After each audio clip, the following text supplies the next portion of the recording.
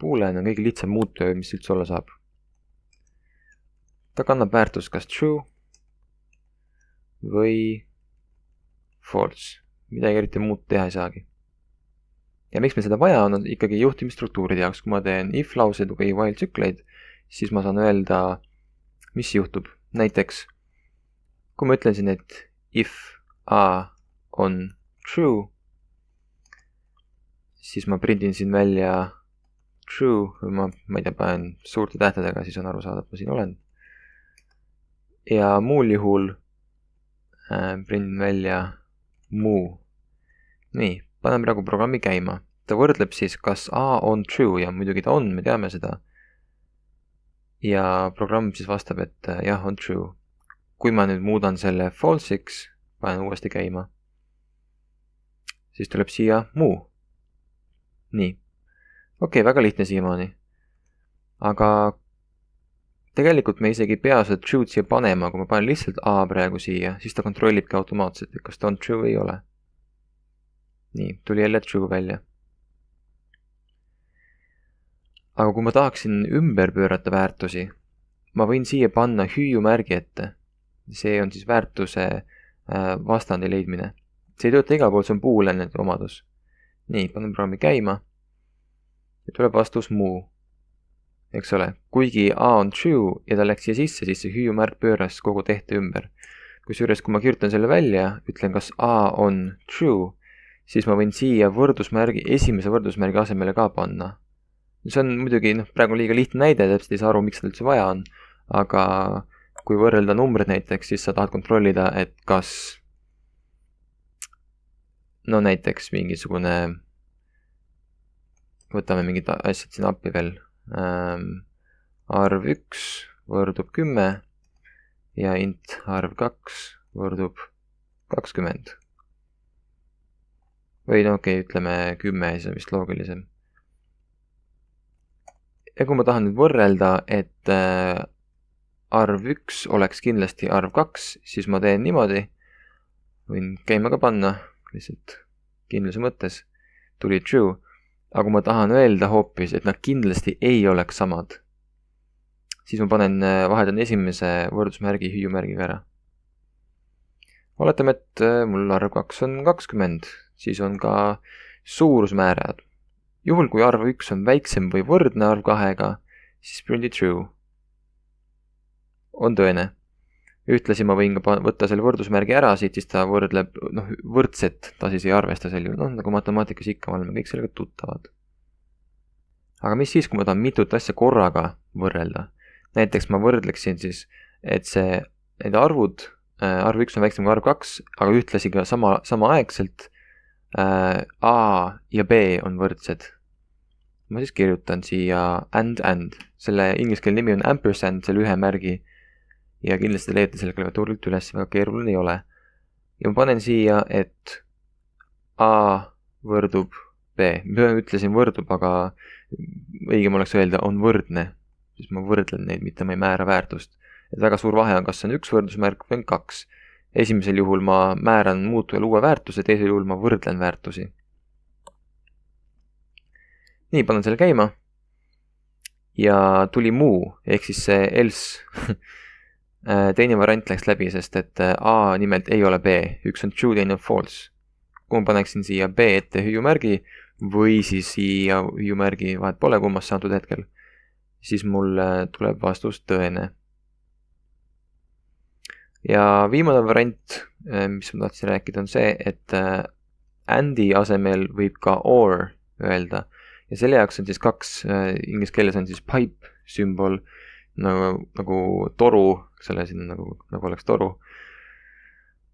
Selle klaviatuurilt leidmine on natuke keerulisem, see on Alt-GR ja minu puhul on vasaku shifti kõrval olev nupp. Üldiselt ta seal on, alati mitte, aga eestikeelse klaviatuuri peal peaks sealt leidma. Ja nüüd siis ta kontrollib, et üks neist oleks tõene. Kusjuures ma võin panna ka siia veel neid tingimusi. Ma võin öelda ja kasutada kas või samu. Okei, see pole üldse loogiline, ma sellist asja teen, ma võrdlen nii üht kui teist, et praegusel juhul siis on alati vastus true, siin pole mingit muud variantigi. Aga lihtsalt, et neid asju saab kombineerida. kui ma panen siia mingisuguse and'i veel, näiteks 15, siis kui ma hakkan neid niimoodi segama, siis kõige kindlam viis, et sa saaksid aru, mis toimub, on see, kui sa paned sulgusid ümber. Pole nupp. IntelliJ ei töötagi, mis ma arvasin. Ma panen siia nüüd sulud ümber. Ja siis ta arvutab, ikka nagu matemaatikaski, ta arvutab esiteks selle ära ja siis hakkab alles võrdlema neid väärtuseid. Aga kui sulgus ei ole, siis on, mulle endal meeldib mõelda niimoodi vähemasti, et see and on alati tugevam. Ehk siis, kui arvuti mõtleb siin, et nii, et see ei ole tõsi, lähed edasi, siis ta vaatab, et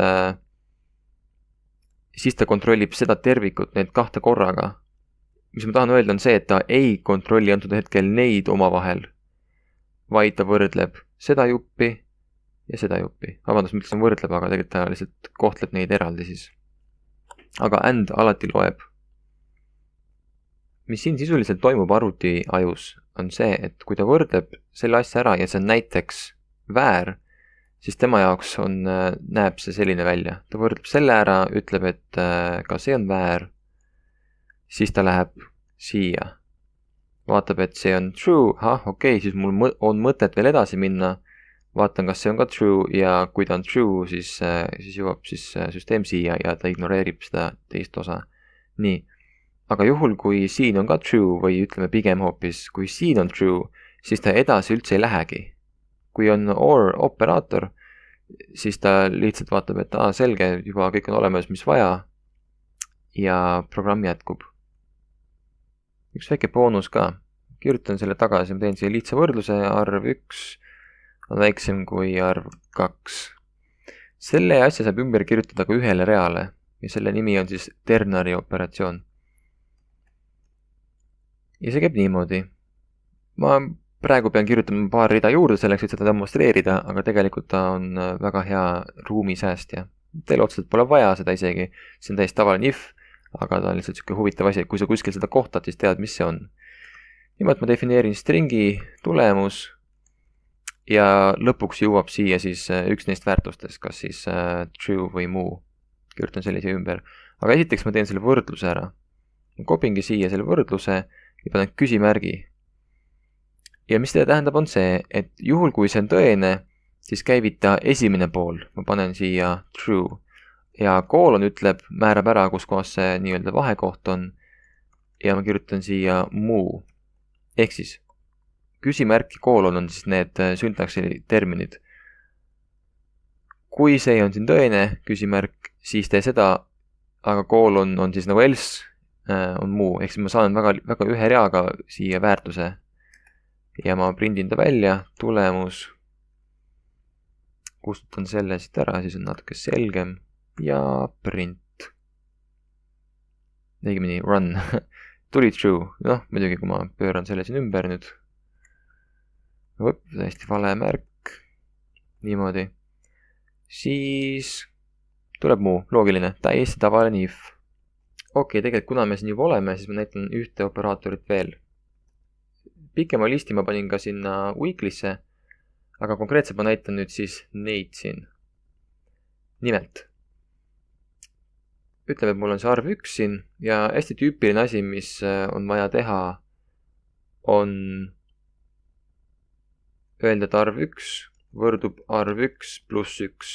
See on tsüklites eriti oluline, kui ma midagi loendada tahan näiteks. Nii, see on suhteliselt elementaarne, eks ole, et me teame, et see tulemus nüüd siit on 11 ja tuligi. Aga sellel on ka lühem vorm, ma saan öelda lihtsalt arv 1 pluss pluss. Panen selle käima. Ja endiselt on vastus 11. Võin siia panna miinus miinus. Ja see tähendab, et ta lahutas ühe maha. Vot, ja nii lihtne see ongi. See on lihtsalt siuke väike quick tip teile.